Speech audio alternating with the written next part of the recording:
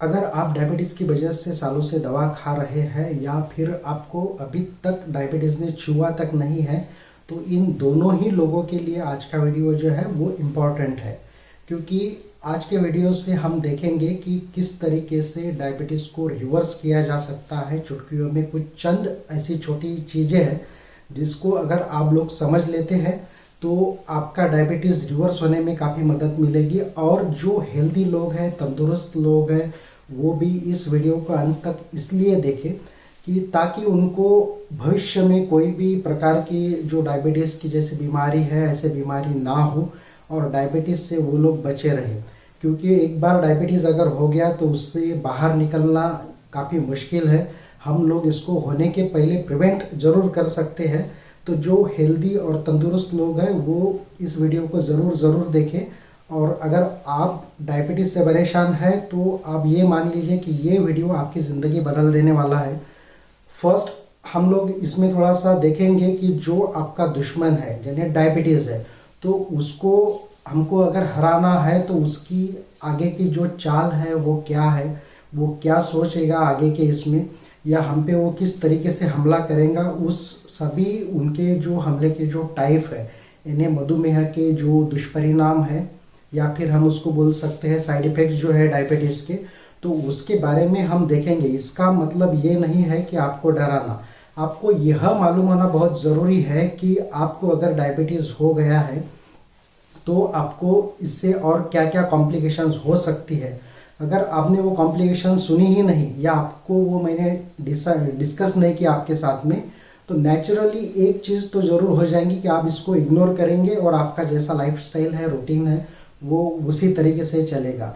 तो डायबिटीज़ को आइए अभी हम समझते हैं स्टेप बाय स्टेप, उसके कॉम्प्लिकेशंस को जानते हैं।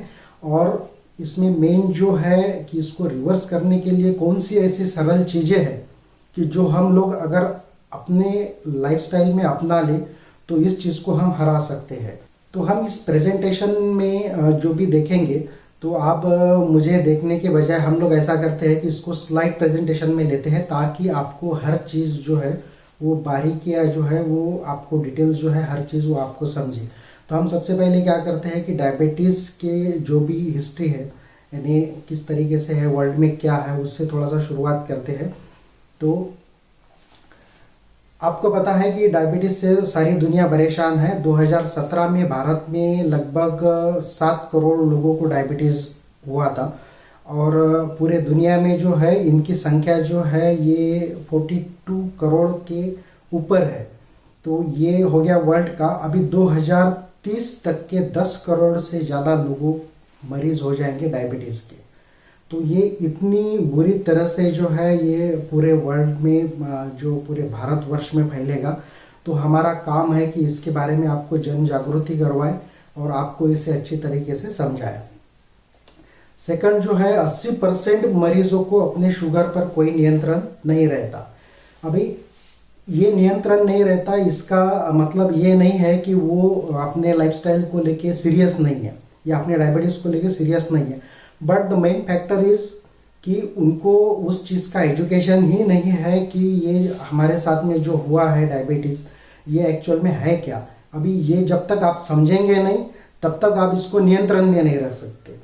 तो हम लोगों को उसका एजुकेशन लेना बहुत ज़रूरी है, जिसके कारण जो ये समस्या है 80% लोग जो ब्लड की अपनी शुगर को नियंत्रण नहीं कर सकते, ये ऐसी समस्या उस चीज़ की वजह से है, ना कि आपकी जो लाइफस्टाइल है या गलत चीज़ें हैं वो थोड़ा सा है।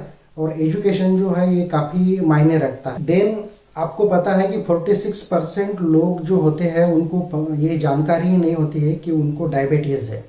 तो 46% लोग ऐसे हैं कि इन लोगों को कुछ भी मालूम नहीं रहता कि वो डायबिटीज़ क्या है या अपने को होके गया है या अपने शरीर में डायबिटीज़ है। ऐसे 46% लोग हैं। और क्या आपको मालूम है कि 10 में से 9 व्यक्ति को ये पता ही नहीं रहता कि वह डायबिटीज़ की पूर्व अवस्था में है। यानी क्या रहता है कि पहले हम लोग जो है पर्सन जो है वो नॉर्मल रहता है, देन हम क्या करते हैं कि हमारा लाइफस्टाइल अपने मन के हिसाब से जीना शुरू कर देते हैं। लेट नाइट जागना, कभी भी उठना, कभी भी खाना खाना, तो शरीर में जो चेंजेस होने लगते हैं वो नॉर्मल पर्सन से, तो देन वो प्री डायबिटिक में कन्वर्ट होता है। देन प्री डायबिटिक में कन्वर्ट होने के बाद में वह टाइप 2 डायबिटीज़ में कन्वर्ट होता है। तो हम लोग अगर मधुमेह की पूर्व अवस्था को अगर समझ लेते हैं तो मे बी चांस है कि हम ऐसे कई लोगों को बचा सकते हैं कि जो डायबिटीज़ में कन्वर्ट होने वाले हैं। तो ये बहुत ज़रूरी है डायबिटीज़ का एजुकेशन और डायबिटीज़ की शिक्षा, कि जो लोगों को डायबिटीज़ नहीं हुआ है वो लोग ये समझ ले कि ये चीज़ जो है ये शरीर में किस तरीके से ग्रो होती है, ताकि आप उसको प्रिवेंट कर सके। तो आप अगर डायबिटीज़ की पूर्व अवस्था को समझ ले, अगर डायबिटीज़ की पूर्व अवस्था आपको मालूम हो जाए तो ये चांस है कि आप पूर्व अवस्था में से बहुत जल्द बाहर निकलेंगे और डायबिटीज़ जो है आपको होगा नहीं। लेकिन अगर आपने इसको इग्नोर किया तो ये मैक्सिमम चांस है कि आप ये पूर्व अवस्था से लेके आप टाइप 2 डायबिटीज़ में ज़रूर कन्वर्ट होंगे। तो आइए सेशन को स्टार्ट करते हैं। अभी इस सेशन में हम लोग क्या क्या देखेंगे, पूरे सेशन में जो 8-10 पॉइंट है उसके बारे में हम लोग थोड़ी चर्चा करते हैं। तो जो पहला पॉइंट है हम लोग देखेंगे कि डायबिटीज़ पेशेंट जो है वो मीठा क्यों नहीं खा सकते, देन उनको बार बार पेशाब को जाना या प्यास लगना, ये चीज़ें उनके साथ में क्यों होती है। देन थर्ड वन जो है भूख लगना, हर वक्त खाते रहना, है ना, खाने के लिए उतावले होना। तो ये थर्ड पॉइंट जो है। और हम ये देखेंगे कि 3-4 साल में ऐसा क्या हो जाता है कि डायबिटीज़ पेशेंट को बीपी की शिकायत आना चालू हो जाती है। देन उसके बाद में जब भी वो ब्लड टेस्ट करते हैं तो क्रिएटिनिन का बढ़ना शुरू हो जाता है। जैसे कि अभी डायबिटीज़ हो गया तो 4-5 साल के अंदर में या उससे ज़्यादा एज रिलेटेड काफ़ी सारी चीज़ें हैं। और किडनी का खराब होना, ये ज़्यादा चांस डायबिटीज़ पेशेंट में क्यों रहता है। देन 3-4 साल अगर आपको हो गए तो पैरों में सूजन आना या पैरों में झंझनाहट आना, ये सारी चीज़ें। देन यूरिन टेस्ट में अल्ब्यूमिन का निकलना और ब्लॉकेज एंजियोप्लास्टी जो है, ये चीज़ें मैक्सिमम लोगों में पाई जाती है। और झुंझुनी, जलन, पाँव सुन्न होना, ये सारी कॉम्प्लिकेशन जो है वो डायबिटीज़ पेशेंट में आती है। और पाँव में इन्फेक्शन, जैसे कि डायबिटिक पेशेंट में ऐसी क्या चीज़ है कि उसके पैर को अगर कुछ लग गया तो उसका अल्सर में जो है रूपांतर हो जाता है और वो जल्दी ठीक नहीं होता। और हार्ट अटैक मेनली जो है साइलेंट किलर जिसको हम बोलते हैं, तो हार्ट अटैक जो है ये साइलेंट होता है डायबिटिक पेशेंट में। तो उसका रीज़न क्या है।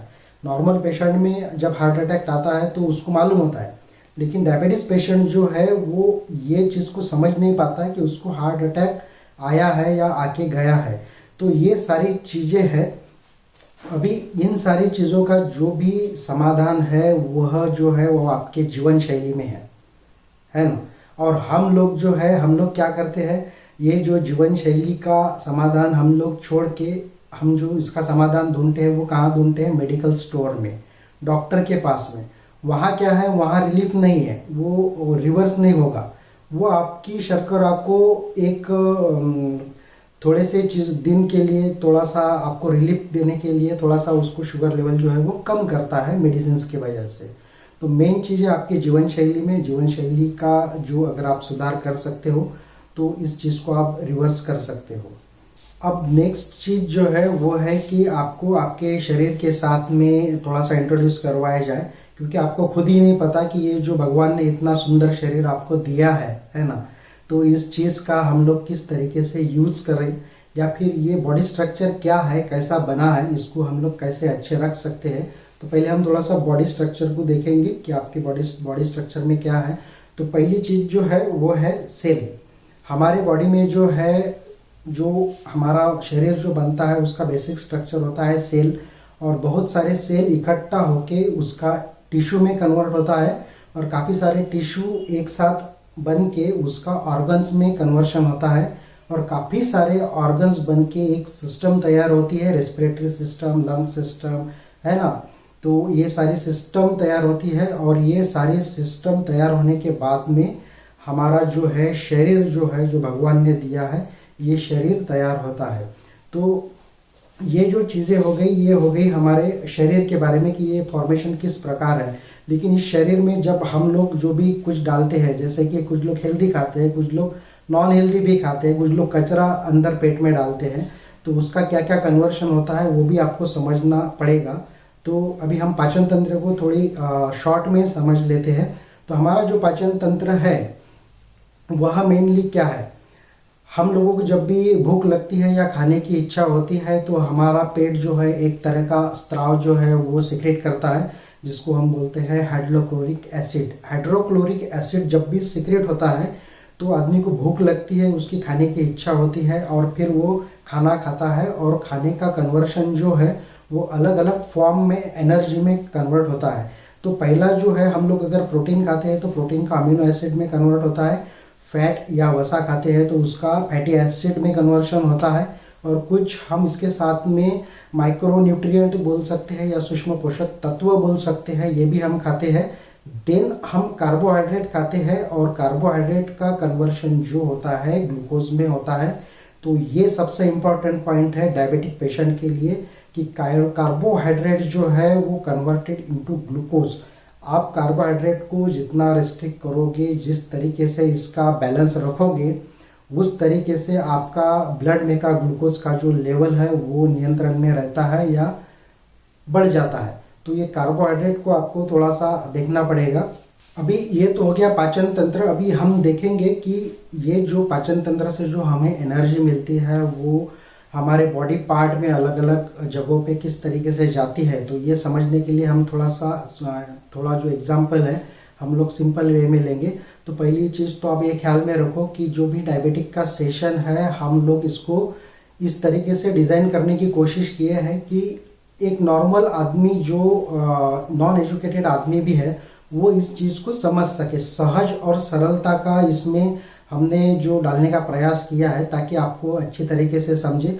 काफ़ी सारे टेक्निकल वर्ड्स जो है या मेडिकल साइंस के जो वर्ड है वो हमने इस चीज़ में यूज़ करने का थोड़ा सा जो प्रयास है उसको हमने कम कर दिया ताकि आपको इसे अच्छी तरीके से समझ में आ सके। तो हम एग्जाम्पल के द्वारा थोड़ा सा समझ सकते हैं कि जो आपका एनर्जी जो क्रिएट होता है पेट में वो किस तरीके से आपके ऑर्गन को जाता है। उसके लिए एक छोटा सा एग्जाम्पल है कि देखिए कि एक गाड़ी है ना, जो अभी ये स्विफ्ट है। आप देखिए कि स्विफ्ट कार जो है ये इसको चलाने के लिए आपको पेट्रोल चाहिए, है ना। तो हम लोग गए पेट्रोल पंप पे और उसमें पेट्रोल भर दिया, तो अभी गाड़ी चलेगी क्या? नेचुरली गाड़ी नहीं चलेगी, क्योंकि क्या है उसको सेल्फ देना पड़ेगा या स्टार्ट करना पड़ेगा। जब स्टार्ट करेंगे तो इंजन में जो पेट्रोल आएगा और वो पेट्रोल फिर पिस्टन और ब्लॉक में जाएगा और वहाँ पे कुछ प्रोसेस होगा। उस प्रोसेस के बाद में जो भी एनर्जी क्रिएट होगी वो एक पाइप के द्वारा जो है अलग अलग पुर्जों में जाएगी और गाड़ी चलने लगेगी। तो सेम वे हमारे बॉडी में भी यही होता है कि जो भी एनर्जी या ऊर्जा जो हमारे पेट में तैयार होती है वो अलग अलग जगहों पे पहुंचाने का काम जो है ये हमारे ब्लड के द्वारा होता है। तो वो किस प्रकार होता है, अभी अल्फा सेल जो है हमारे बॉडी में और बीटा सेल है, ये दो सेल हमारे बॉडी में है पैंक्रियाज में। तो अल्फा सेल ग्लूकागॉन बनाने का काम करते हैं और बीटा सेल जो है वो इंसुलिन बनाने का काम करते हैं, जिस चीज़ की वजह से हमारा शरीर एनर्जेटिक रहता है। हमारे सेल में जब भी एनर्जी चाहिए होती है तब ग्लूकोज आता है और ग्लूकोज का बर्निंग होने के बाद में जो एनर्जी क्रिएट होती है वो बॉडी में मिलती है। अभी जब आप एक्स्ट्रा ग्लूकोज जब लेते हो, यानी अगर आप कार्बोहाइड्रेट ज़्यादा खाते हो तो नेचुरली कार्बोहाइड्रेट का जो कन्वर्शन है वो ग्लूकोज में होता है और ग्लूकोज कन्वर्टेड इनटू फैट। अगर आपको मोटापे से बचना है डायबिटिक पेशेंट को या फिर इन जनरल में भी, तो आपको कार्बोहाइड्रेट डाइट को थोड़ा सा कम करना पड़ेगा और बैलेंस करना पड़ेगा, है ना। तो ये एक चीज़ हो गई। दूसरा हम देखते हैं अभी नेक्स्ट जो है वो देखेंगे कि टाइप 2 डायबिटीज़ होने के पीछे क्या कारण है या वो क्या चीज़ें हैं जिसकी वजह से टाइप 2 डायबिटीज़ हमारे बॉडी में जन्म लेता है या हमारे बॉडी में आ जाता है। तो पहली चीज़ जो है वो है इंसुलिन रिसेप्टर खराब होने के कारण। अब ये इंसुलिन रिसेप्टर क्या चीज़ है इसको हमें समझना पड़ेगा। तो सबसे पहले हम लोग ये समझिए कि हमारे जो बॉडी में हमने देखा कि जो बॉडी है वो सेल के साथ में बनी हुई रहती है और हर सेल को एक चीज़ इसको समझने के लिए हम ऐसा करते हैं कि आपका घर है और आपके घर को एक दरवाज़ा है और दरवाजे को आपने एक लॉक लगा के रखा है और उसकी चाबी है। जब तक के चाबी उस लॉक में नहीं जाती या लॉक खुलता नहीं है तब तक के दरवाज़ा नहीं खुलता, और जब तक दरवाज़ा नहीं खुलता तब तक आप जो है अंदर एंट्री नहीं कर सकते हो। तो सेम वे ऐसा होता है कि जो सेल है, जो सेल का जो लॉक है उसे कहते हैं इंसुलिन रिसेप्टर, और जो सेल की जो की होती है उसे कहते हैं इंसुलिन, और जो सेल का जो दरवाज़ा होता है वो इस इंसुलिन की वजह से इंसुलिन रिसेप्टर को लगाने के बाद में वो दरवाज़ा खुलता है ताकि ग्लूकोज जो है अंदर जा सके, और ग्लूकोज अंदर जाने के बाद में जो माइटोकॉन्ड्रिया होता है उसमें एनर्जी का फॉर्मेशन होता है और वो सारी एनर्जी आपकी बॉडी में भेजी जाती है। तो इंसुलिन रिसेप्टर अगर खराब हो जाए तो इस चीज़ की, इस अवस्था में क्या होता है कि इंसुलिन की आपके वो इंसुलिन रिसेप्टर को नहीं लगती, और इंसुलिन रिसेप्टर को अगर वो की नहीं लगती तो इसका रीज़न क्या हो जाएगा कि ग्लूकोज जो है वो दरवाजे से अंदर नहीं जा पाएगा।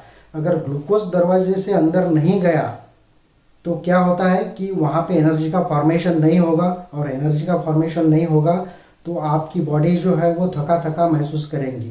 अभी ब्लड में पर्याप्त मात्रा में ग्लूकोज है, इंसुलिन है, अभी ये सारी चीज़ें होने के बावजूद जो ग्लूकोज है वो सेल में नहीं जा पा रहा है, और सेल में न जाने की वजह से एनर्जी का क्रिएशन नहीं हो रहा है। उस चीज़ की वजह से हमारी बॉडी जो थकान महसूस करती है और फिर ब्रेन को सिग्नल भेजती है कि यहाँ एनर्जी का ज़रूरत है, आप जल्द से जल्द एनर्जी का प्रबंध कीजिए। अभी ये तो हमें मालूम हो गया कि इंसुलिन रिसेप्टर और बीटा सेल के ख़राब होने के कारण जो है वो डायबिटीज़ का प्रॉब्लम क्रिएट होता है। तो अभी मेनली हमको ये पता होना चाहिए कि ये दो चीज़ें जो है वो किस वजह से ख़राब होती है।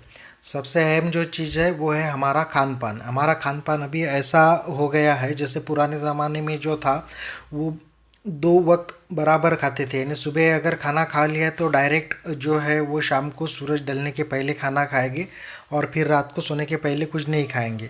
इसमें जो है ये एक जो अपने बॉडी है, बॉडी का बायोलॉजिकल साइकिल बना हुआ रहता था कि बॉडी को ये मालूम रहता था कि ये इंसान इतने इतने टाइम पे खाना खाता है, तब इंसुलिन का सिक्रीशन होता था, HCl का सिक्रीशन बॉडी में होता था।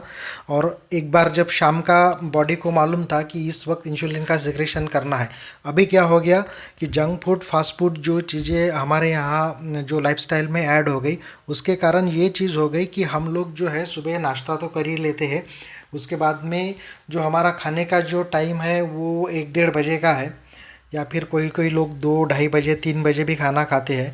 उसके पहले कुछ जंक फूड भी खा लेते हैं, फिर शाम में पानी पूरी हो गया या फिर पिज़्ज़ा हो गया या फिर ऐसे कचौरी समोसा, ये कभी भी हम दोपहर में बीच में ऐसा इसको खा लेते हैं। फिर 8 बजे का जो खाने का टाइम है उसको पोस्टपोन करके हम लोग कभी 11 बजे खाते हैं, कभी 10 बजे खाते हैं। तो ये जो 2 खाने के बीच में जो टाइम का जो स्पैन होना था 4 घंटे के ऊपर का, वो ख़त्म हो गया। अब ये ख़त्म होने की वजह से क्या हो गया कि जब भी हम लोग बॉडी में कुछ डालते हैं वो कार्बोहाइड्रेट बेस अगर होता है तो उसमें ग्लूकोज जो है हमारे बॉडी में क्रिएट होता है। नेचुरली ग्लूकोज जब क्रिएट होगा तो इंसुलिन भी सिक्रेट होगा। अभी ये इंसुलिन जो सिक्रेट होने का जो सिलसिला है, बीटा सेल इसको बहुत बार दिन में फिर सिक्रेट होने का चालू रहता है। तो इसके कारण जो है एक टाइम ऐसा आता है कि आप खाते जाते हो, ये इंसुलिन सिक्रेट होते जाता है, आप कभी भी खाते जाते हो बे टाइम और इंसुलिन को सिक्रेट होना पड़ता है। तो बीटा सेल थक जाते हैं और कुछ दिनों के बाद में जो है वो बीटा सेल अपना जो कार्य है वो ओवरलोड होने के कारण कार्य करना बंद कर देते हैं या कम कर देते हैं। तो उसके कारण भी जो है बीटा सेल जो है वो ख़त्म होते हैं, खराब होते हैं, है ना। अब दूसरी जो चीज़ है वो चीज़ जो है ये हर डिसीज़ में जो है एक प्राइम फैक्टर रहती है जिसको हम बोलते हैं कि स्ट्रेस लेवल या तनाव। आपने बहुत बार डॉक्टर के मुंह से सुना होगा कि भाई आप जो है अपना तनाव जो है वो कम रखिए।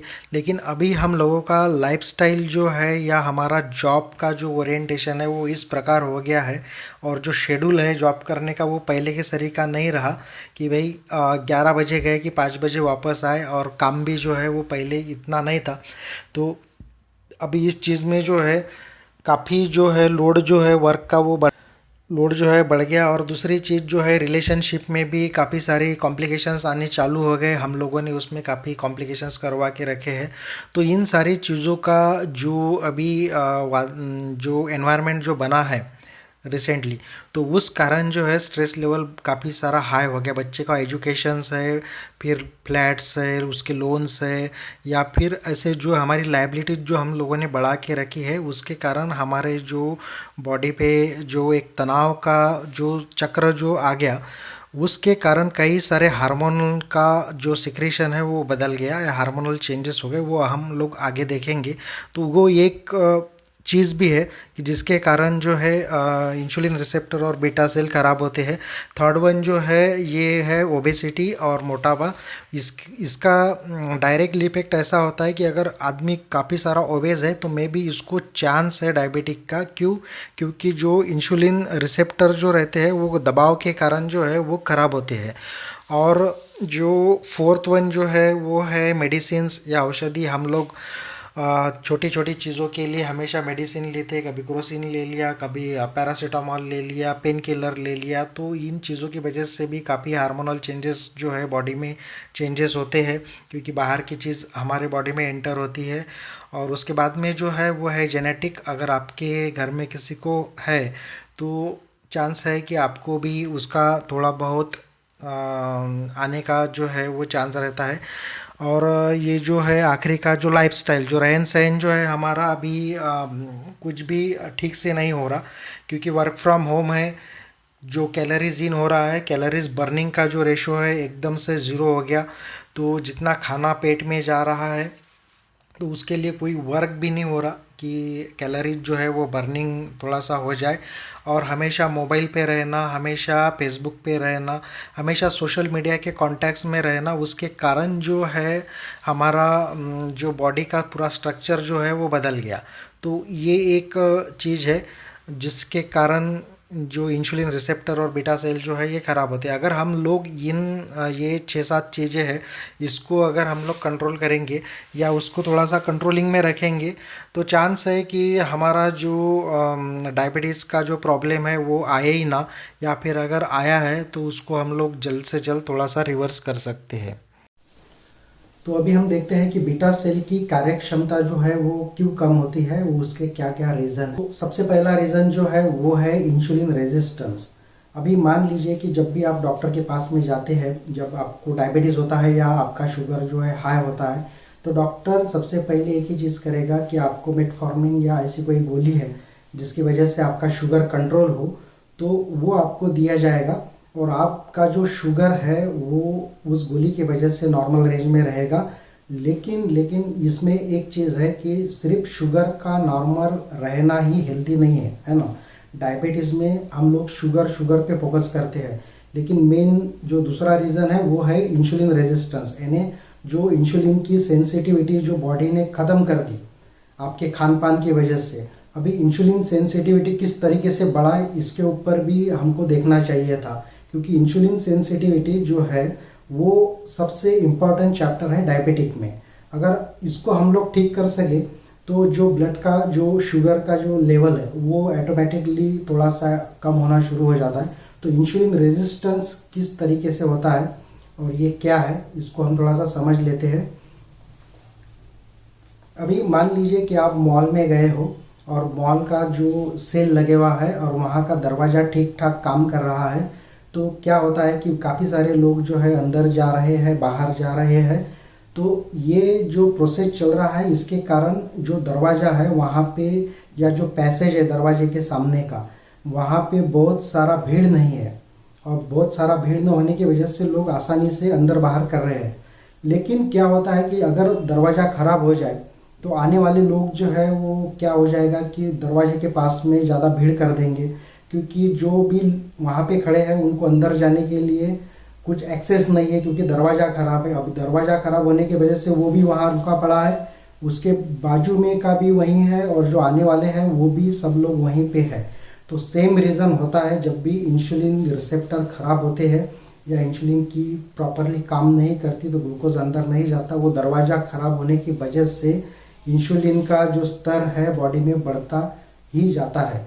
तो सबसे पहले डायबिटिक पेशेंट में जो है वह शुगर के पहले इंसुलिन का बढ़ना शुरू हो जाता है, इंसुलिन ज़्यादा बढ़ता है। तो ये चीज़ हमको समझना पड़ेगा। शुगर जो है, शुगर का लेवल बाद में थोड़ा सा बढ़ना शुरू हो जाता है। सबसे पहले इंसुलिन रेजिस्टेंस क्रिएट होता है। इंसुलिन जैसे बॉडी में क्रिएट हो गया या इंसुलिन का स्तर बॉडी में बढ़ गया तो हम उसको क्या बोलते हैं, हाइपर इंसुलिनीमिया, है ना। तो हाइपर इंसुलिनीमिया जो है वो इंसुलिन रेजिस्टेंस क्रिएट होने की वजह से होता है।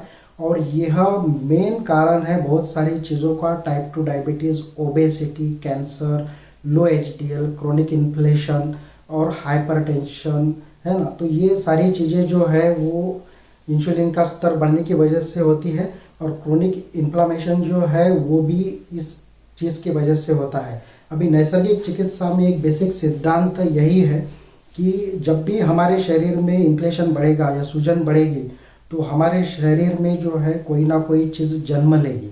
तो इस इन्फ्लेशन को कम करने के लिए नैसर्गिक चिकित्सा में टॉक्सिसिटी पर बहुत ज़्यादा फोकस करते हैं। टॉक्सिन्स किस तरीके से फ्लो हो जाए बॉडी के बाहर और हमारा शरीर इन्फ्लेशन से बचा रहे। तो ये एक चीज़ हो गई इंसुलिन रेजिस्टेंस। अभी इंसुलिन रेजिस्टेंस बढ़ने की वजह से क्या हो गया कि ग्लूकोज जो है बॉडी में तो है लेकिन सेल में नहीं जा पा रहा, क्योंकि अभी इंसुलिन का जो रिसेप्टर है वो खराब है। तो हम लोगों को थकान महसूस होगी। अभी थकान महसूस होगी, इंसुलिन का स्तर बढ़ेगा। इंसुलिन का स्तर बढ़ेगा तो टाइप 2 में हाइपर इंसुलिनीमिया होता है। हाइपर इंसुलिनीमिया होने की वजह से जो है बॉडी क्या करती है कि पैंक्रियास पर दबाव बढ़ाती है कि बीटा सेल को इंसुलिन का निर्माण बंद कर दे। क्योंकि क्या है कि वो एक मैसेज भेज देता है पैंक्रियास को, अरे भाई देखो अभी ब्लड में जो है काफ़ी मात्रा में इंसुलिन का निर्माण हो चुका है, तो अभी आप इंसुलिन क्रिएट करना या उसका निर्माण करना बंद कर दीजिए। और नेचर का ये नियम है कि जो भी चीज़ बंद है या फिर जिस चीज़ का यूज़ में कोई नहीं है तो वो चीज़ खराब हो जाती है। तो ये सड़ा हुआ पानी जिसको बोलते हैं खराब हो जाता है, या फिर कोई चीज़ थम गई तो वो खराब हो जाती है।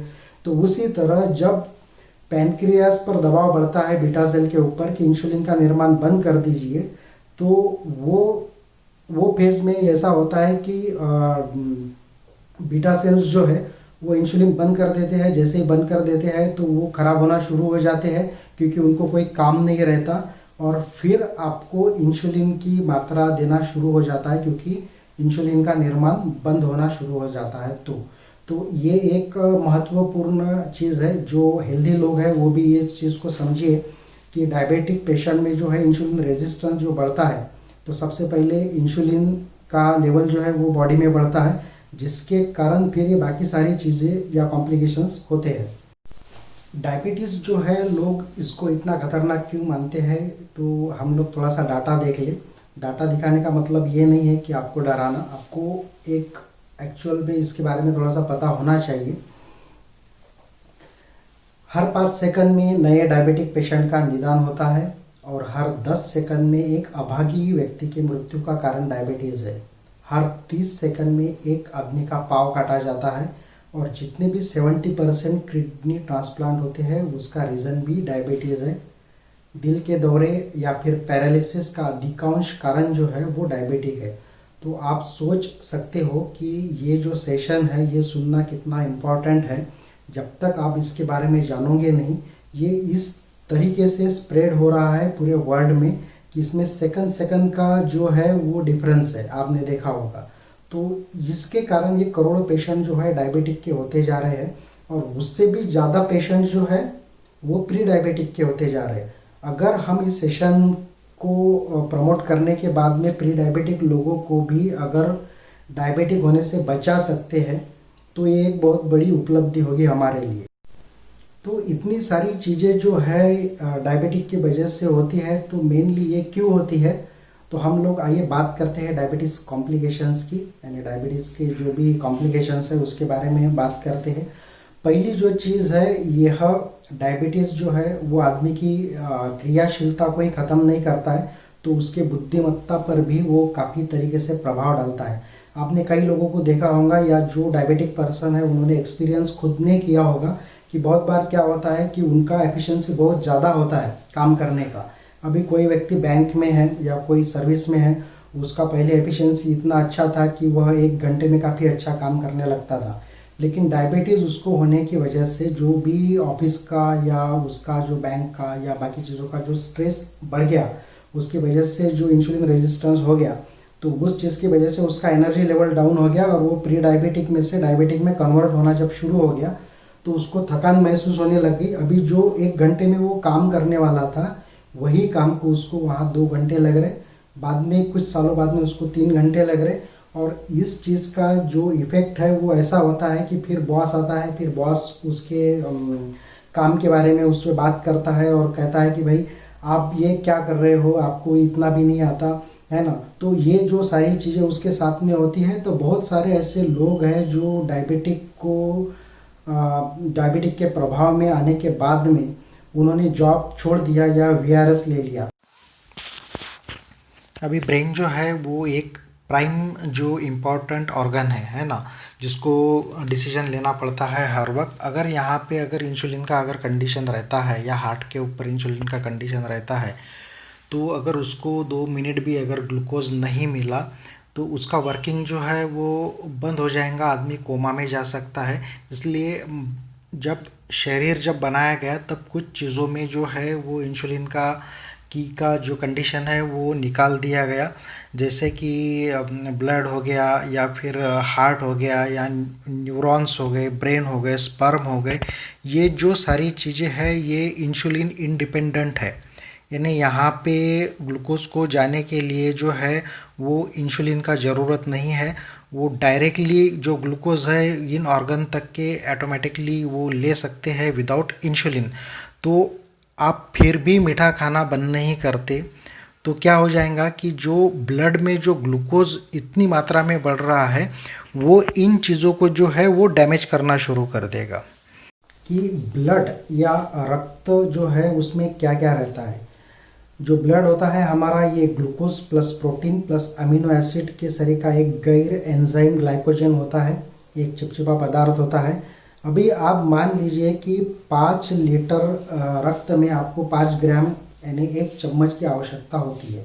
कितना? 1 चम्मच। अभी आप देखिए कि आप दिन भर में कितने चम्मच जो शक्कर है वो हमारे पेट के अंदर लेते हैं। तो 5 लीटर में 5 ग्राम कहाँ, और हमारा दिन भर का शक्कर का जो कंजम्पशन है वो कहाँ।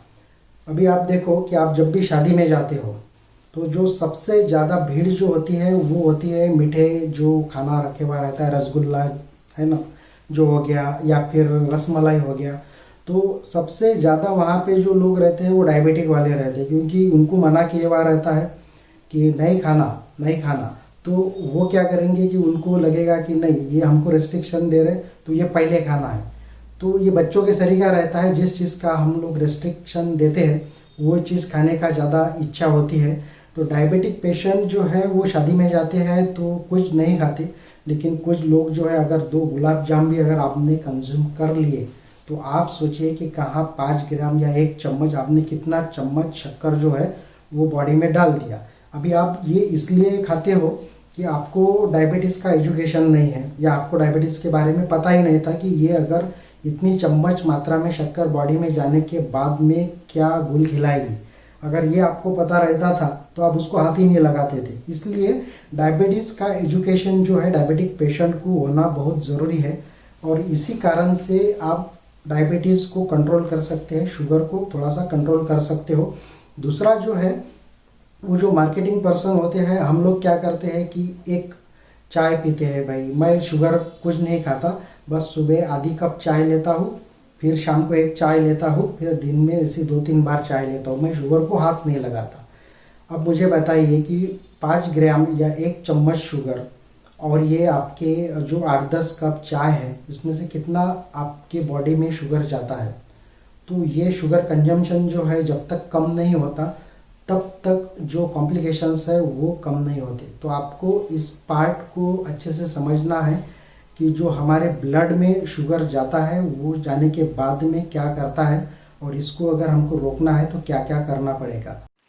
अभी हम बात करेंगे एथेरोस्क्लेरोसिस की। आपको मालूम है कि हार्ट जो है वो पूरे शरीर में खून को पहुंचाता है, और जो खून की आर्टरीज होती है या जिसको हम खून की जो नलियाँ बोलती है उसमें कभी कभी जो है एक फैटी जो बल्क मटेरियल जो है वो तैयार होता है, जिसकी वजह से खून को बहने में जो है रुकावट पैदा होती है। वो कोलेस्ट्रॉल की वजह से भी नलियों में हो सकता है, या फिर बहुत बार ऐसा होता है कि हाई ब्लड प्रेशर के कारण जो इनर वॉल है वो डैमेज होती है, और इनर वॉल डैमेज होने के बाद में उसमें वो कोलेस्ट्रॉल जमने लगता है। और कुछ केमिकल्स होते हैं जो हम स्मोकिंग भी जो लोग करते हैं उसमें भी ये चांस होता है।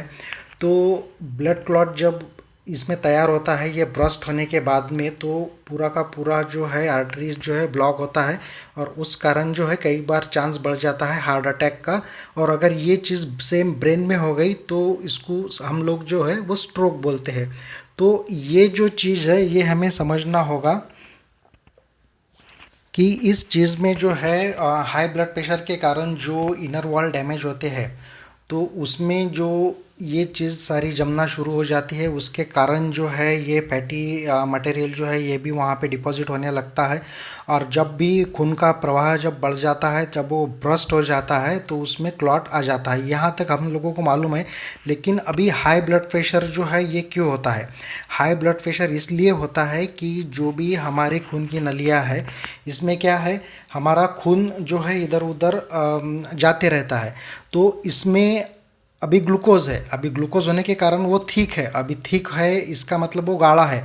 अभी वो इनर वॉल में जो है वो वहाँ पे चिपकेगा, जिसके कारण जो है हमारे ब्लड वेसल्स जो है उसकी इलास्टिसिटी जो है, लवचिकता, या फिर हम उसको बोल सकते हैं इलास्टिसिटी बोलेंगे, तो वो कम हो जाती है। वो कम होने की वजह से क्या हो जाता है कि वहाँ पे प्रेशर जो है वो ब्लड का मेंटेन नहीं होता। कई बार क्या होता है कि जब ब्लड वहाँ से फ्लो होते रहता है, कई बार प्रेशर बढ़ गया तो नॉर्मल नॉर्मल पर्सन में क्या होता है कि वो फुल के उसको एडजस्ट कर लेती है ना, वो उसको एक्सपांड करती है, प्रेशर को मैनेज करती है। अब डायबिटिक पेशेंट में क्या हो जाता है कि वो जो वेसल्स रहती है वहाँ की, तो वो काफ़ी स्ट्रॉन्ग हो जाती है, जो फूल नहीं सकती, हार्ड हो जाती है ग्लूकोज की वजह से। और उसके कारण जो है ब्लड प्रेशर जो है डायबिटिक पेशेंट में कई बार देखने को मिलता है। और डायबिटिक पेशेंट में मैक्सिमम चांस रहता है ब्लड प्रेशर का। और आपको मालूम है कि अगर ऐसा क्लॉट अगर इधर उधर से हो गया, आपको मालूम है कि जब भी हम पाइप से जब पानी देते हैं हमारे बगीचे को, अगर हम उसको दबाएं तो जैसा दबाने की वजह से क्या हो जाता है दोनों तरफ से कि खून में जैसा वो पानी में जैसा प्रेशर बढ़ने की वजह से जो पानी की जो धार रहती है वो काफ़ी दूर तक जाती है। तो सेम प्रोसेस हमारे इसमें भी होता है, जब दबाव उसमें ज़्यादा आने लग जाता है तो खून में इस प्रकार की हलचल होती है। और जब ये चीज़ें होती है तो हम अभी ये वीडियो में देखें कि इसमें जो ब्लॉकेज है वो भी इसमें क्रिएट हो सकते हैं, क्रिएट होते हैं। लेकिन अभी ये जो है ये हमारी ब्लड वेसल जो है इतनी हार्ड क्यों होती है, तो इसको समझने के लिए एक सिंपल एग्जांपल मैं आपको बता देता हूँ। हमारे घर को जब म्यूनसिपाल्टी का नल होता है, उससे जो हम पानी लेते हैं वो मीठा पानी रहता है। जब उसका वो पाइप जो है अगर हमने उसमें एक ट्रांसपेरेंट पाइप लगा दिया रबर का, तो उसमें से हमें पानी का फ्लो दिखाई देगा, तो वो अच्छा पानी रहता है। लेकिन अगर वही पाइप जो है अगर हमने बोर के मशीन को लगा दिया और उसको 3-4 महीने 6 महीने अगर यूज़ किया, तो आपको पता है जो ट्रांसपेरेंट पाइप है उसके अंदर जो है अपने को क्षार जमा हुए मिलते हैं। तो जो क्षार है वो क्षार की वजह से क्या हो जाता है, वो पाइप जो है वो हार्ड हो जाता है ना। और हार्ड होने की वजह से जब भी आप उसको मोड़ने की कोशिश करोगे, हिलाओगे, तो उसमें के जो क्षार है, जो चिपके हुए क्षार है, वो निकल जाते हैं और वो पानी के साथ में बहने लगते हैं और वो प्रवाह को जो है वो एक अलग प्रकार से डिस्टर्ब करते हैं। तो सेम हमारे ब्लड में भी होता है, जो हमारी वेसल्स है जो खून की वजह से जो है, जैसे इधर पाइप में जो है जैसे क्षार की वजह से वो उसमें हार्डनेस आया था, तो सेम प्रोसेस जो है हमारे ब्लड में भी होता है। को जो जिस तरीके से ग्लूकोज बढ़ेगा, जितने लेवल तक के ग्लूकोज बढ़ेगा, तो वो हार्डनेस जो है हमारे ब्लड में भी हम लोगों को देखने को मिलता है। तो ये हो गया एथेरोस्क्लेरोसिस। अभी हम एक एग्जांपल देखते हैं। तो आप सभी लोगों ने जो है किशमिश देखा होगा, जिसको मराठी में मनुका बोलते हैं। तो उस किशमिश को हम लोगों ने क्या किया कि जो नॉर्मल किशमिश आपने देखा होगा उसका साइज़ कितना रहता है, तो उस किशमिश को हमने क्या कर दिया कि रात को एक बर्तन में पानी में उसको भिगो के रख दिया। जब हमने उसको पानी में डाला तो वो नॉर्मल पोजीशन पे ही था, लेकिन उसको अगर हमने रात तक सुबह तक के उसको रखा, यानी पूरा 8-10 घंटा, तो जब हम इसको सुबह खोल के देखते हैं तो क्या होता है, वो जो किशमिश जो है जो हमने रात में पानी में भिगो के रखा था वो अभी फूले हुआ मिलेगा हम लोगों को, है ना, ऐसा राउंड शेप में मिलेगा। और क्या हो जाएगा कि वो जो स्पेस जो है वो भी बढ़ जाएगी। जितने पहले स्पेस में उसको हमने डाला था उससे कई गुना जगह उसने अभी ले ली, यानी क्योंकि वो फूल गया। तो फूल जाने की वजह से क्या हो गया कि अगर हम इसको और भी रखते हैं कुछ और घंटे, है ना, अभी 4 बजे तक रखते हैं दोपहर के, तो वो फूलते फूलते ऐसा जो फूटना शुरू हो जाएगा, ब्रस्ट हो जाएगा। उसको आप अगर धक्का भी लगाओगे तो उसके छिलके निकलना शुरू हो जाएंगे। ये क्यों होता है कि बाहर जो पानी रहता है और अंदर का जो किशमिश है उसमें वो पानी जाना शुरू हो जाता है। वो उसमें ऑस्मोसिस है या डिफ्यूजन है, वो थोड़ा सा एक प्रोसेस रहता है जिसकी वजह से वो इधर से उधर जाता है। उस चीज़ की वजह से जो है वो किशमिश जो है वो फूटना शुरू हो जाता है। तो सेम हमारे शरीर में भी वैसे ही होता है। जो हमारे ऑर्गन्स रहते हैं जो फ्लोट होते रहते हैं इस ग्लूकोज में, और ग्लूकोज में फ्लोट होने की वजह से कुछ कॉम्प्लिकेशंस आते हैं, जैसे हाइड्रोनेफ्रोसिस जो है, जो किडनी के बारे में है। तो वो सारी चीज़ें जो है वो इस एग्जाम्पल को बहुत अच्छी तरीके से रिलेट करती है। अभी हमारे ब्लड में जो है वो शुगर है, और ये काफ़ी मात्रा में जो शुगर है वो किडनी के आजू बाजू में रहती है, नेफ्रॉन में रहती है। हम लोग ज़्यादा टेक्निकली नहीं बात कर रहे जानबूझ के, कि ताकि आपको समझे। तो यह जो किडनी है या इसके पार्ट जो है वो अगर इतने फ्लोटिंग शुगर के ब्लड में अगर है तो इसका मनुष्य के शरीर का कंडीशन हो जाता है। पहले पिक्चर में आप देखो कि ये माइल्ड किडनी है, उसके बाद में मॉडरेट है, वो फूलने लगती है, और फिर कुछ दिनों के बाद में जो है वो और फूलती है। अभी ये और फूलने की वजह से क्या हो जाता है, इसमें अभी जो भी प्रोटीन्स है या फिर ग्लूकोज है वो उसके जो हम लोग बोल सकते हैं होल जो है वो बड़े होने की वजह से बाहर निकलना शुरू हो जाता है, प्रोटीन भी बाहर निकलना शुरू हो जाता है। और ये होल बड़े क्यों होते हैं कि इसके लिए समझने के लिए हम लोग देखेंगे कि देखो अभी हमारे घर में हम लोग चाय बनाते हैं।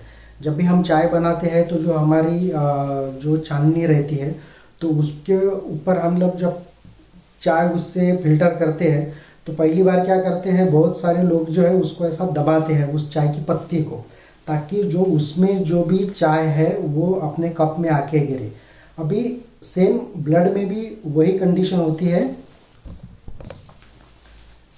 कि वो सारी चीज़ें जो है ब्लड में जो है, जो शुगर है, जो शर्करा है, उसको एक्स्ट्रा जो शुगर है उसको बाहर फेंकने के लिए वो चालनी के शरीर का उसके ऊपर प्रेशर बन जाता है।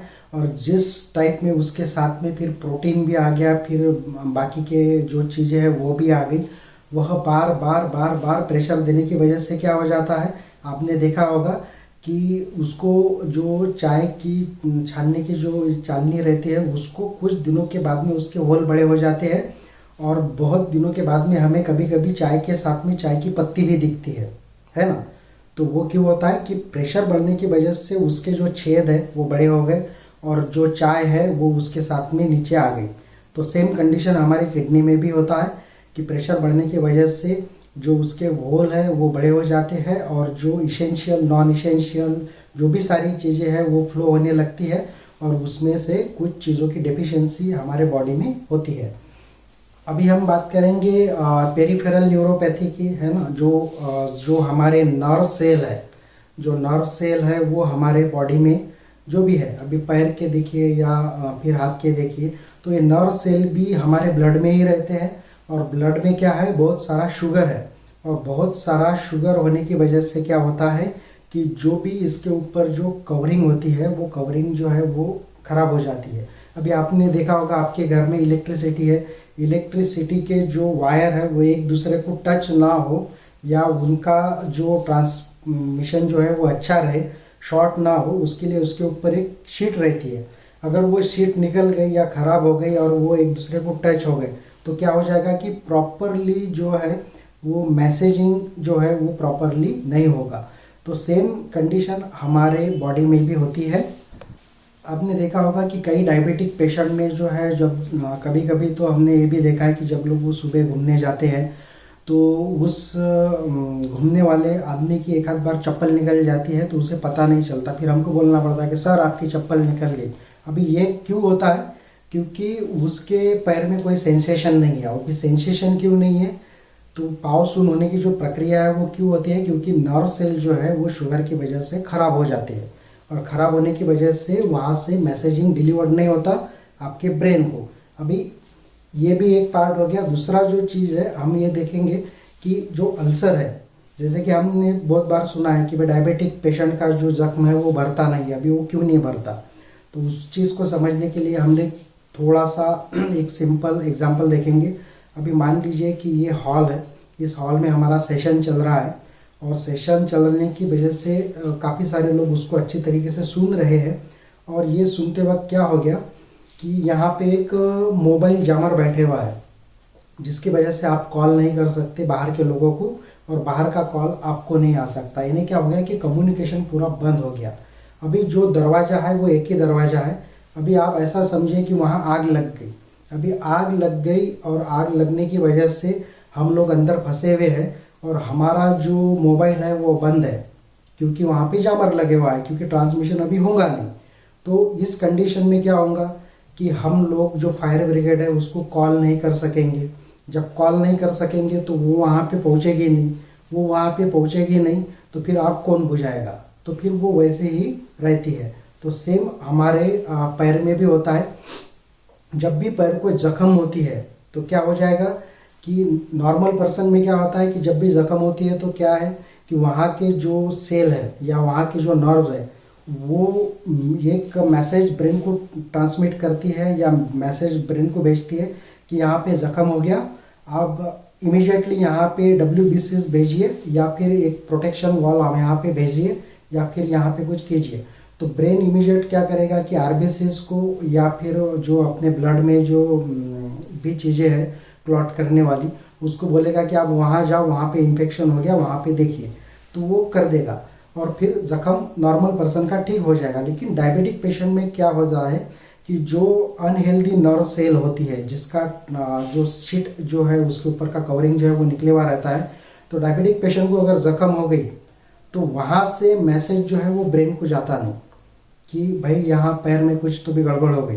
अभी अगर ब्रेन को अगर मैसेज जाता नहीं तो इसका सीधा रीज़न है कि वहाँ से कोई आर्मी आने वाली नहीं है, ना WBC आएंगे ना प्लेटलेट्स आएंगे, तो आपका जख्म कैसे भरेगा। अगर वहाँ पे WBC नहीं पहुँच पाते तो वहाँ पे पस हो जाएगा और वो पस में जो भी कीटाणु डेवलप होगी या पस सेल डेवलप होगी तो वो जख्म जो है वो जल्दी बैठती नहीं। तो ये कारण मेन है कि डायबिटिक पेशेंट में अल्सर जो है वो पैर में क्रिएट क्यों होता है।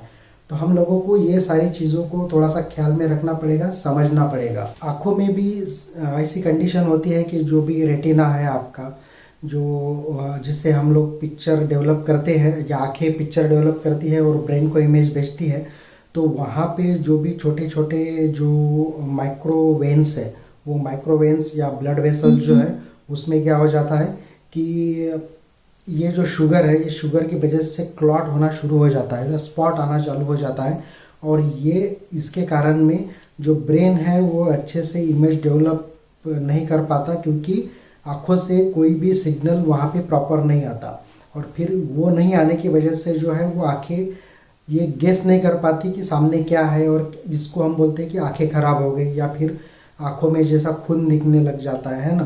तो ये सारी चीज़ें जो है ये शुगर में होती है। इसके बाद जो है जो शुगर पेशेंट के साथ में हमेशा होता है वो आपको फ्रिक्वेंटली यूरिनेशन आता है ना। बहुत बार हमको दिन में 5-6 बार 7-8 बार, रात में भी 2-3 बार जाना पड़ता है, तो उसको हम बोलते हैं पॉलीयूरिया।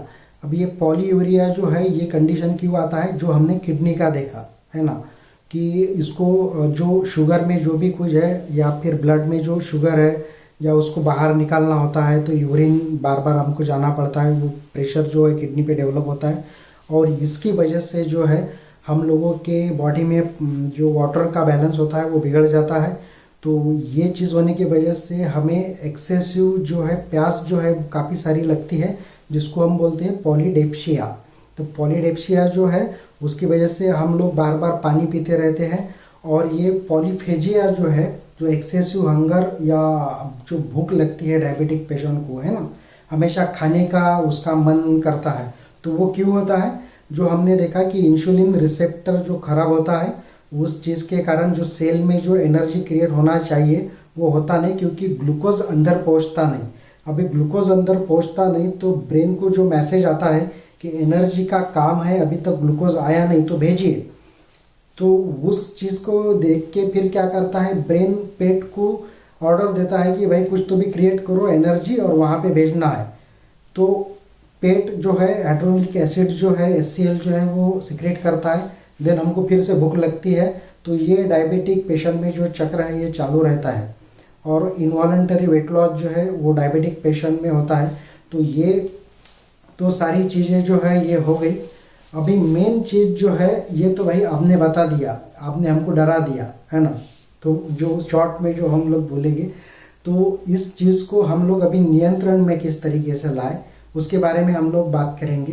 तो ये अगर आपके दिमाग में बैठ गया होगा या आपको इस चीज़ का नॉलेज आ गया होगा या समझ आ गई होगी कि ये किस तरीके से हमारे बॉडी में काम करता है या किस तरीके से इफेक्ट करता है, तो हम लोग अभी डायबिटीज़ कंट्रोल के बारे में बात करेंगे।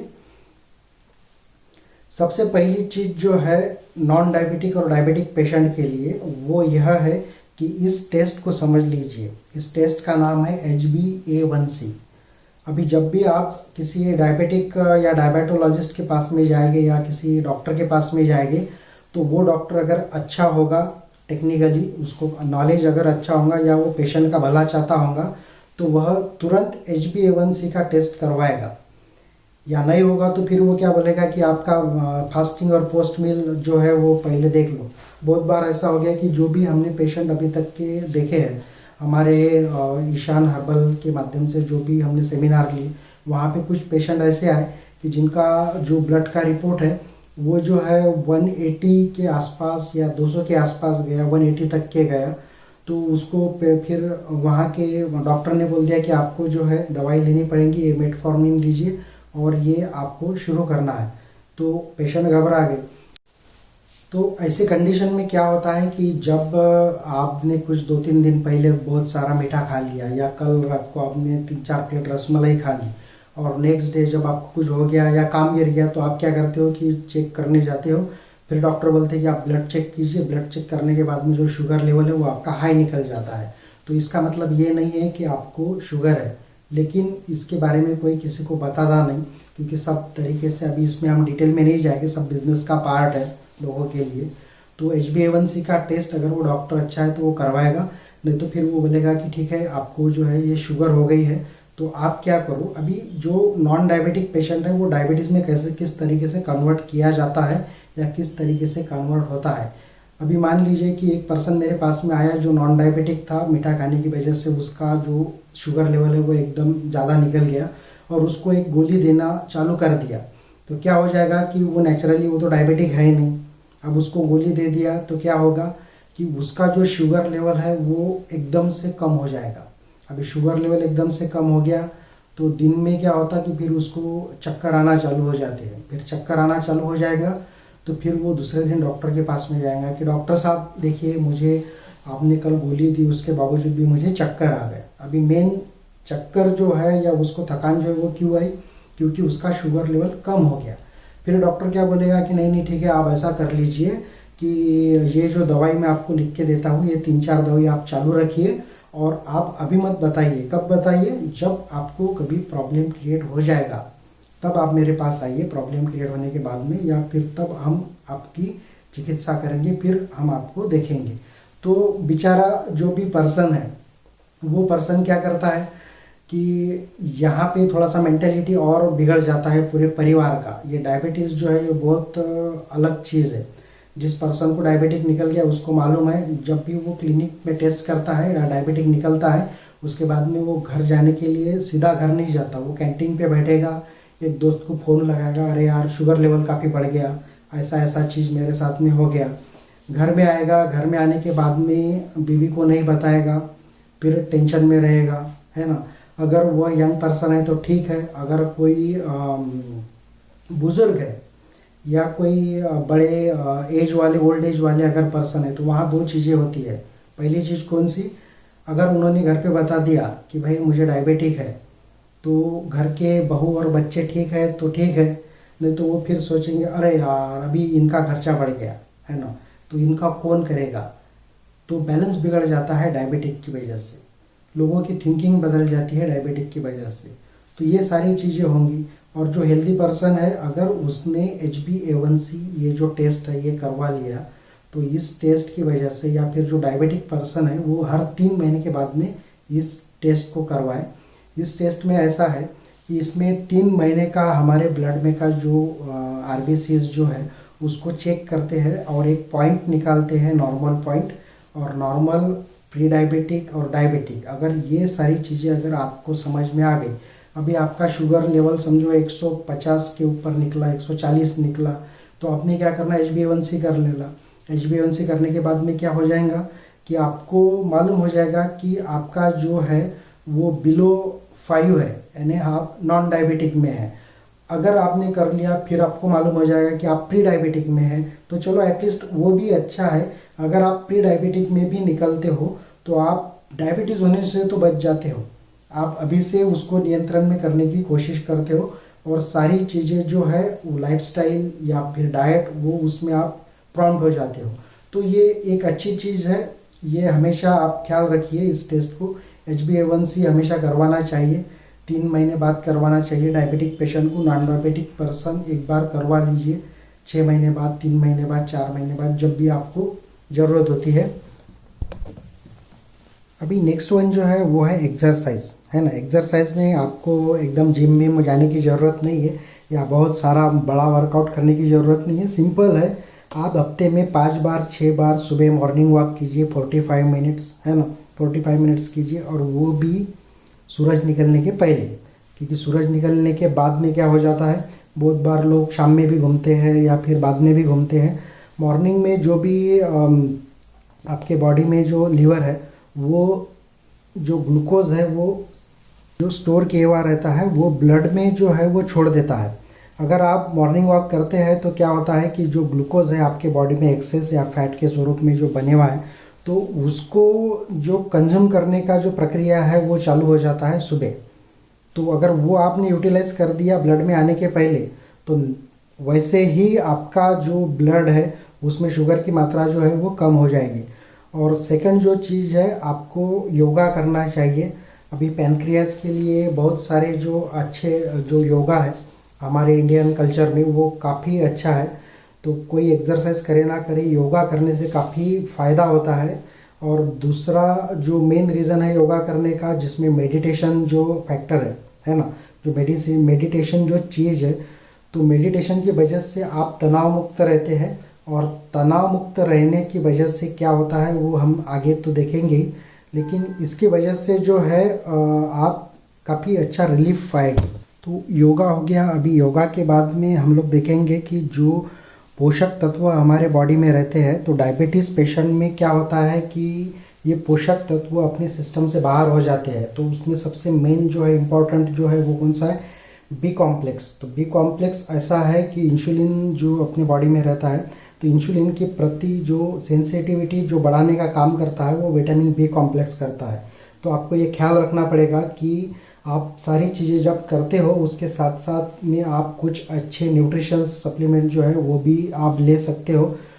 देन उसके बाद जो है वो है मैग्नीशियम। मैग्नीशियम ऐसा है कि अधिकांश मधुमेह रोगी जो रहते हैं उनमें जोड़ों का दर्द, मांसपेशियों में खिंचाव का दर्द, इसका अनुभव उनको होता है, वो due to deficiency of the magnesium. तो आपको मैग्नीशियम जो है आपको एक प्रमाणित मात्रा में लेना चाहिए। और थर्ड वन जो है वो है विटामिन सी और विटामिन D3। ये दोनों चीज़ों का कम होना, यानी आपकी प्रतिरक्षा प्रणाली जो है वो कम होती है। आपकी डिफेंस सिस्टम जो है, डिफिशियंसी जो इसकी अगर आ गई तो डिफेंस सिस्टम जो है आपकी बॉडी का वो कम हो जाता है। तो इन जो पोषक तत्वों का आपको ख्याल रखना है आपके डाइट जब आप करते हो। ये तो हो गया आपके विटामिन्स के बारे में। और आपके विटामिन्स के अलावा आपके शरीर में काफ़ी सारे हार्मोन्स जो होते हैं वो बहुत इम्पॉर्टेंट रोल प्ले करते हैं डायबिटीज़ में। तो उसमें सबसे पहला जो हम देखेंगे, जब हमने बात किया था तनाव के बारे में या स्ट्रेस लेवल की वजह से जो डायबिटीज़ में कॉम्प्लिकेशंस क्रिएट होते हैं या डायबिटीज़ बढ़ जाता है, तो वो क्या है, तो उसमें ये चीज़ है कि जब भी आप तनाव में रहते हैं तो एक प्रकार का हार्मोन जो है वो सीक्रेट होता है, उसको बोला जाता है कॉर्टिसोल। तो कॉर्टिसोल जब भी तनावग्रस्त आपका शरीर होता है, जितने भी बार होगा तब उतने बार वो कॉर्टिसोल का निर्माण आपके बॉडी में करेगा या उत्पाद आपकी बॉडी में करेगा। अभी कॉर्टिसोल जब भी बढ़ेगा आपके बॉडी में तो ये इंसुलिन को जो है ये कम करेगा। तो आपको ये ख्याल रखना पड़ेगा कि आपका जो तनाव है वो मैनेज रहे। आप सिर्फ दवाई लेंगे तो काम नहीं चलेगा। सिर्फ दवाई या फिर मैं कहूँगा कि सिर्फ डाइट या फिर सिर्फ एक्सरसाइज, आपको ये पूरा बंडल मिला के सब काम करना है डायबिटीज़ के लिए। तो आपको तनाव मुक्त जीवन रहना पड़ेगा। दूसरा जो मेन हार्मोन है वो है सोमैटोस्टिन।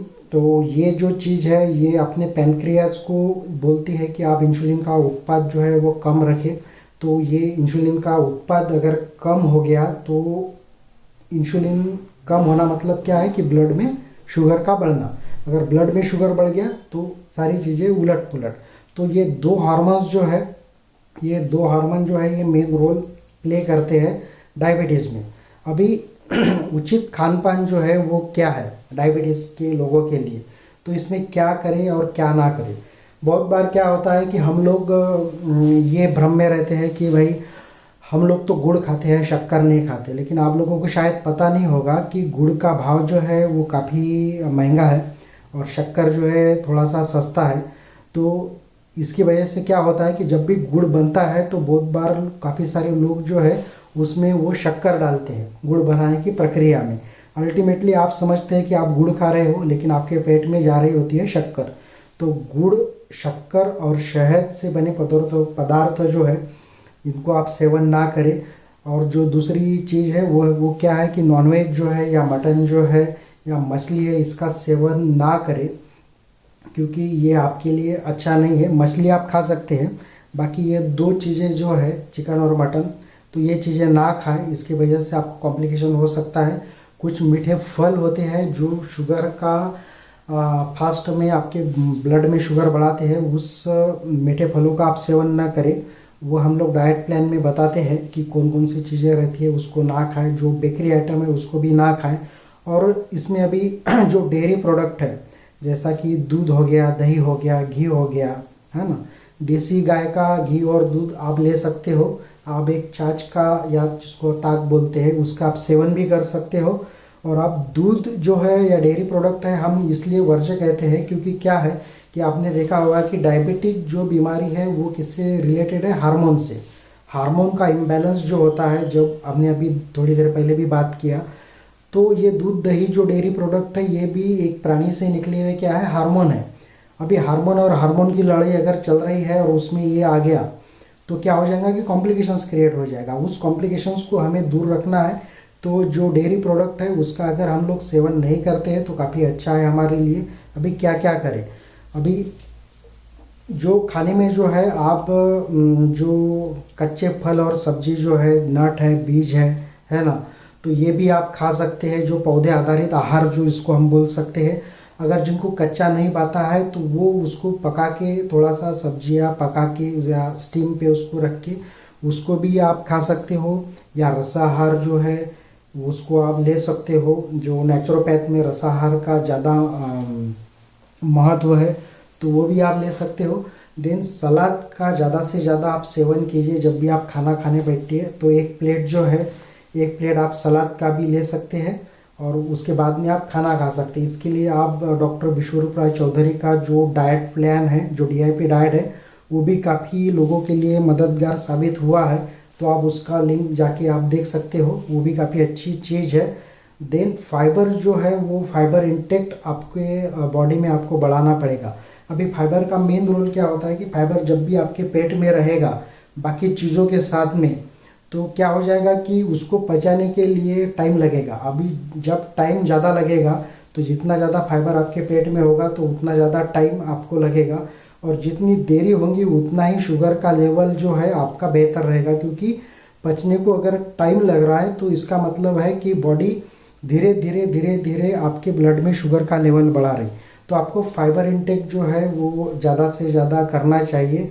और आप नैसर्गिक चिकित्सा को अगर अपनाते हैं तो ये जो चिकित्सा रहती है ये क्रोनिक डिसीज़ के लिए काफ़ी कारगर मानी जाती है।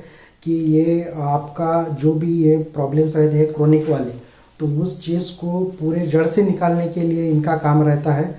तो आप वो भी कर सकते हैं, जैसा कि हिमबात स्नान है, सूर्य स्नान है ना, तप्त सूर्य जल है, इनिमा है। तो ये काफ़ी सारी अच्छी चीज़ें हैं। अगर आप इसको अपने लाइफस्टाइल में अगर अपना लेंगे तो डायबिटीज़ के साथ साथ आप काफ़ी हेल्दी रहोगे, काफ़ी अच्छा रहोगे। दूसरा जो है, हमने देखा था कि जो एंटीऑक्सीडेंट हम लोग लेना चाहिए। क्यों? कि जो ऑक्सीडेटिव स्ट्रेस है इसको बाइंड करने के लिए हमको एंटीऑक्सीडेंट लगते हैं, या फ्री रेडिकल जो है, जो हमारे ब्लड में जो घूमते रहते हैं, जो विषारी तत्व है उसको पकड़ने का काम जो है एंटीऑक्सीडेंट करते हैं। अगर इसको पकड़ लिया या इसको जो है बाइंड कर लिया या इसको कंट्रोल कर लिया फ्री रेडिकल को, तो जो भी डैमेज है हमारे बॉडी में, जो भी इन्फ्लेशन है, तो वो कम होने के साथ साथ हम हेल्दी भी रह सकते हैं। जैसे कि एंटीऑक्सीडेंट में जो है हमारे आयुर्वेद में बोलिए या हमारे घरगुती उपचार में हम लोग क्या कर सकते हैं कि जैसा तुलसी है ना, आंवला है, हल्दी है, देन उसके बाद में हमको क्या चाहिए, रिजुनेटर चाहिए। तो ये चीज़ क्या करती है, आपके बॉडी को बिल्ड करती है। आपकी बॉडी अगर बिल्ड हो गई डिफेंस के लिए, तो उसको क्या चाहिए कि अश्वगंधा हो गया, फिर गिलोय हो गया, शतावरी हो गया। तो ये बेस्ट रिजुनेटर है, इसको आप यूज़ कर सकते हो। उसके बाद में जो भी आपका ब्लड है जिसमें चिपचिपापन है, तो वो चिपचिपापन उसको अगर आपको क्लियर करना है तो आपको क्या लगेगा, ब्लड प्यूरीफायर लगेगी। तो ब्लड प्यूरीफायर जो नेचुरल सोर्स से आते हैं वो कड़ी पत्ता है, लौकी है, दालचीनी है, और भी कई सारी चीज़ें हैं जो हमने लिस्ट में ऐड नहीं की। काफ़ी सारी आपको भी पता है, क्योंकि जिसको डायबिटीज़ होता है वो तो आधा डॉक्टर वैसे ही होता है, उसको सारी चीज़ें वैसे भी पता रहती है। तो ये सारी चीज़ों का आप यूज़ कर सकते हो आपके डायबिटिक कंट्रोल में। तो हमने अभी कॉम्प्लिकेशंस और उसके नियंत्रण और डायबिटीज़ के बहुत सारी ऐसी चीज़ें हैं उसके बारे में थोड़ा बहुत बताने का प्रयास किया। आपको काफ़ी नॉलेज शायद अपडेट हो गया होगा। तो ये चीज़ें बताना काफ़ी ज़रूरी था, डराना इसके पीछे मकसद नहीं था। लेकिन आपके साथ में क्या क्या हो सकता है अगर ये आपको पता है, तो आप जो भी छोटी मोटी चीज़ें हैं, ज़्यादा बड़ी चीज़ें नहीं है, 2-3 स्टेप है उसको आपको करना पड़ेगा। तो जो डाइट हो गया, या फिर आप देखेंगे कि योगा है, एक्सरसाइज है, सिंपल जो चीज़ें हैं उसको आप अपना लीजिए। डायबिटीज़ जो है वो चुटकियों में गायब हो जाएगा।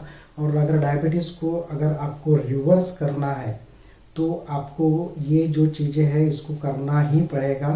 और जो चिकित्सा प्रणाली आप अपना रहे हैं, जो आप मेडिटेशन या फिर जो मेडिसिन पे आप डिपेंड है, तो मैं ये कहना चाहूँगा आप लोगों को कि ये जो है ये क्रोनिक डिसीज़ है।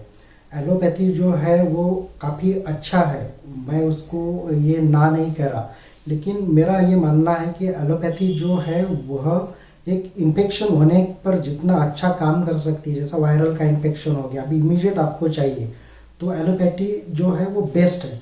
लेकिन अगर क्रोनिक डिसीज है या उसको आपको बाहर निकालना है, तो आपको जो आपका जो चिकित्सा प्रणाली है उसको आपको टटोलना चाहिए और खुद के ऊपर आपको निर्भय होना पड़ेगा। खुद आपको उस लड़ाई में शामिल होना पड़ेगा। आप सिर्फ डॉक्टर के भरोसे नहीं बैठ सकते। आपको खुद का जो जीवन का जो प्लानिंग है या जीवन शैली है उसको बदलना पड़ेगा।